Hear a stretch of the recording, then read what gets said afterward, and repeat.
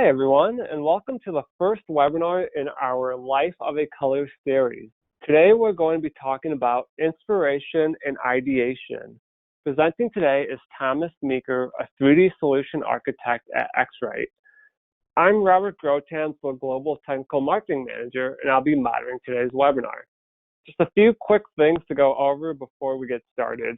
If at any time you have any questions during this webinar, please feel free to submit them in the space provided, and we will follow up with you after the webinar.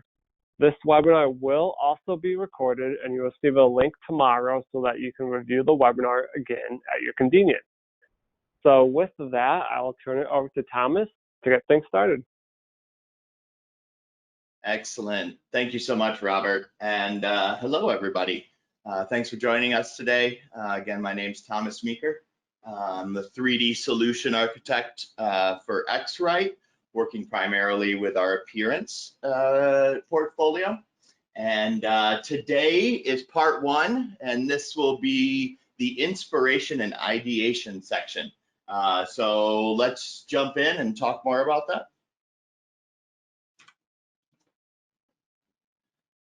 So we've broken this down into 4 sections and 4 webinars to fit that. So the first one, inspiration and ideation, is going to be about developing the color concept. So taking this idea, whether it's a product or packaging for a product or whatever that may be, and start to think about how we are going to develop our color palettes and how we may be able to use tools offered by X-Rite and others to start to do some pre-visualization, come up with maybe some digital prototypes instead of physical prototypes before we even get into the next step. So today we'll be talking about that, and then in section 2 I'll be talking about color specification. So let's get started. So for this webinar series, what we have decided to use as our case study or inspiration is a child's ring tower toy. So you'll probably recognize this fairly iconic toy. And the direction we're going to take with this from a inspiration stance will be we're going to do a seasonal inspired version of this iconic toy. So working with this, let's say the geometry, it's going to look the same. What we're going to change though is the color palette, and talk about that through all 4 of these parts of this process, but utilizing this as our case study. So one of the places I love spending the most time in the fall is northern Michigan.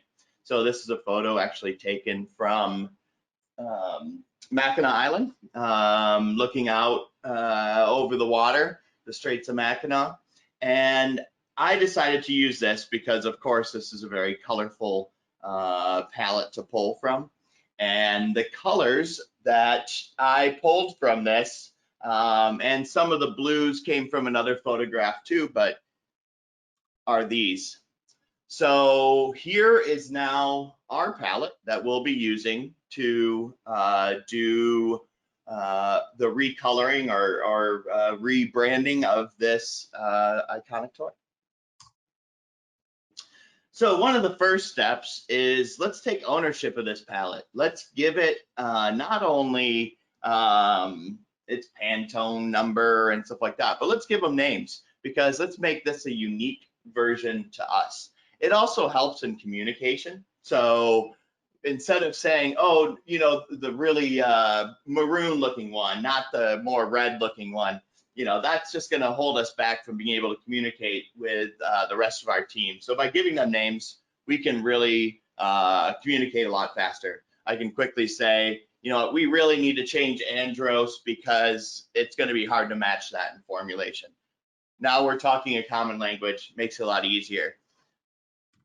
We also want the Pantone numbers for that, because that is a system in which we can communicate, and there is a reference point for those. So we have the Pantone guides and stuff like that that people can use, or our website, or Pantone Connect if you haven't checked that out yet. So now we have a name to help communicate, but then also a Pantone number that's attached to it.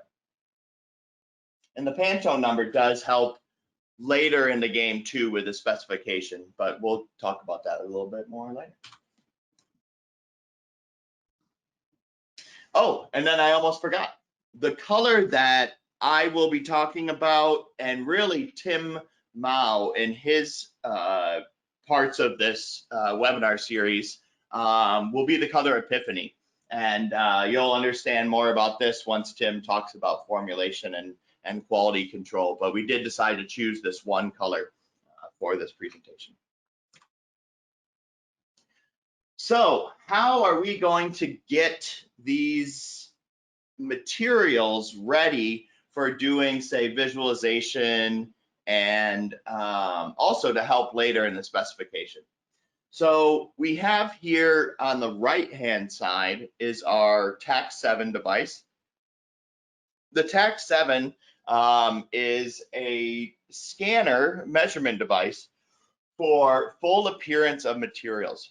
So you could actually measure anything from car paints to textiles, leathers, whatever you want to do. And what I did is I used this device to get a much more advanced and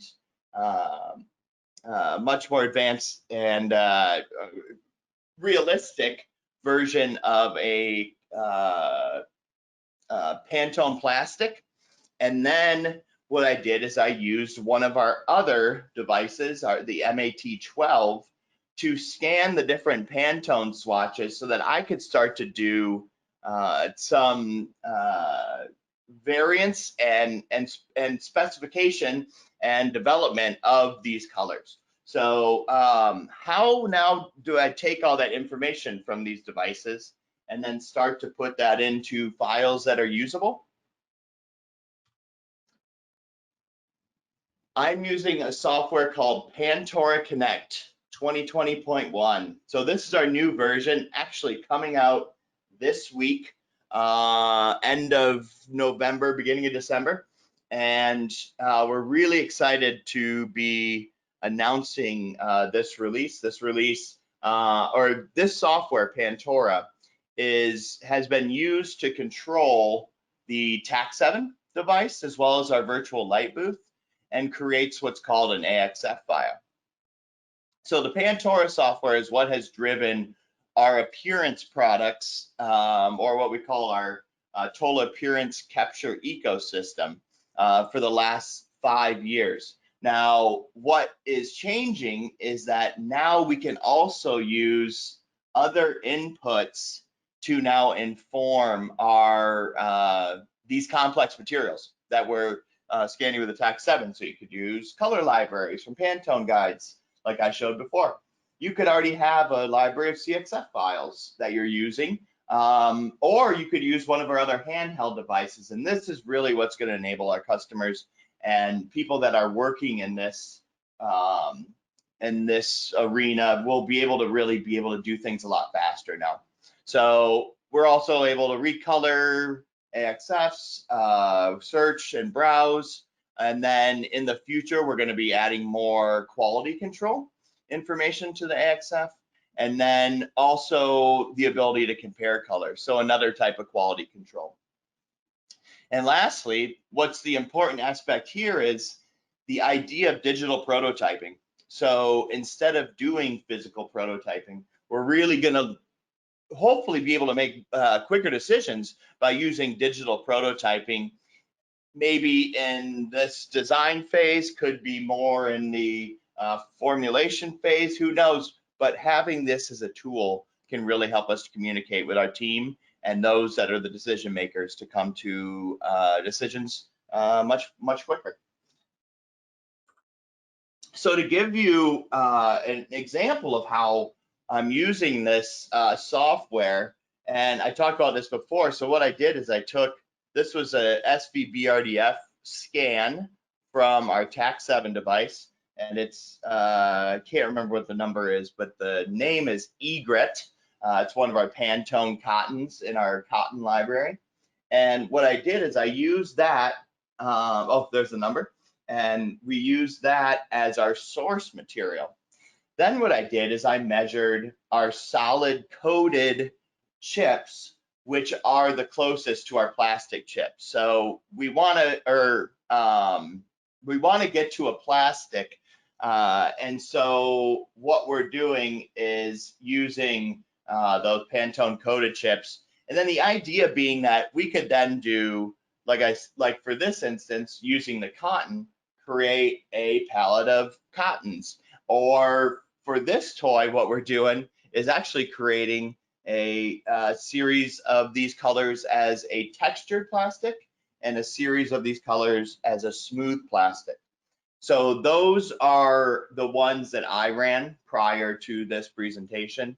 And then what we could do if we wanted to do a textile version of this, we could actually test that out as well. So let's take a look at the next one. So this is what we call, this is a new feature inside of Pantora called the variant editor, which allows you to do these variants of materials. And as you'll see here, this is our Epiphany material with a Pantone cotton. And this was done not by measuring every single cotton out of the book, but actually by doing the color replacement to get accurate results using spectral data. I think I talked about that a little bit, but when you see the prism down here, that means it's spectral data that was used from measurements from our other devices.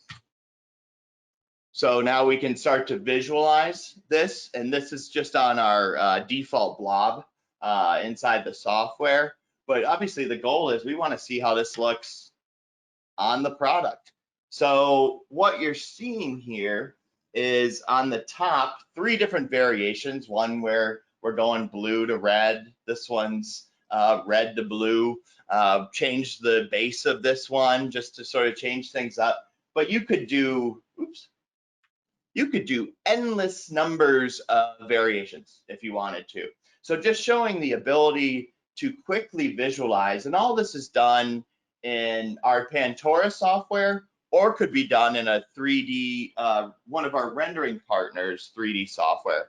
People like Keyshot and V-Ray and Vred, and there's so many of them that I can't name them all, but yeah, that's the idea, is that these files can then be used in those different softwares.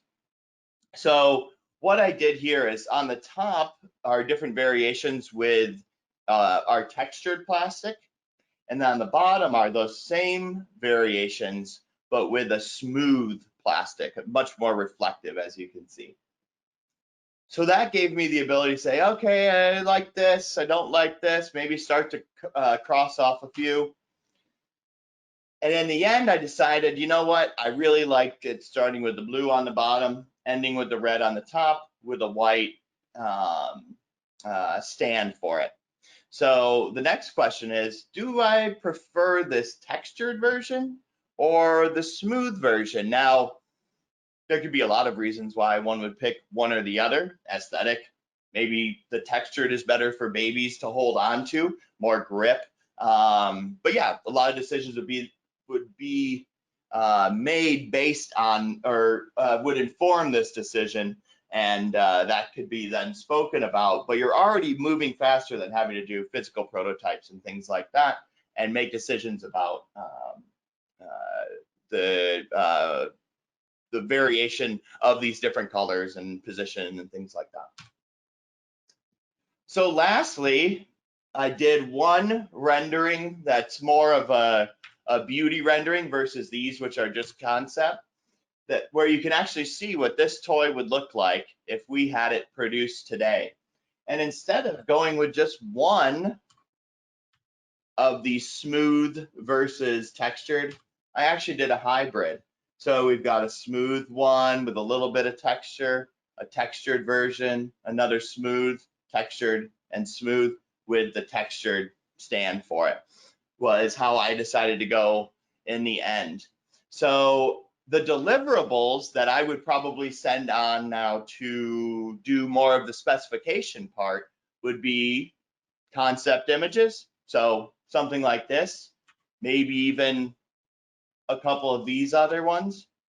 The CXF files, so those are the files that I made measuring the Pantone chip, so which holds color information about each color, the Pantone color. So early on when we figured out what the Pantone colors were for my palette, and then also the AXF files. So the AXF files we used were used to create the actual appearance files. So those are not only color, but they're color and texture and reflectivity and glossiness and opacity and things like that that are important in visualizing those materials accurately. So I hope this was helpful, and I look forward to talking to you more next about specification.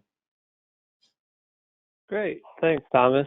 So this wraps up today's webinar. Again, if you have any questions, we'll leave about 30 more seconds here right now for you to go ahead and submit those. We will follow up with your questions after this webinar. Again, a recording of this webinar will also be sent out so that you can review it whenever it is convenient for you. Finally, I am going to display a polling question, which you will see on your screens shortly. Feel free to answer it if you are interested in speaking to a sales rep or a customer service rep or even Thomas to learn more information. If you answer that, we'll get you in touch with the correct person. So I'd like to say thanks again, and please join us next time when we talk about color specification.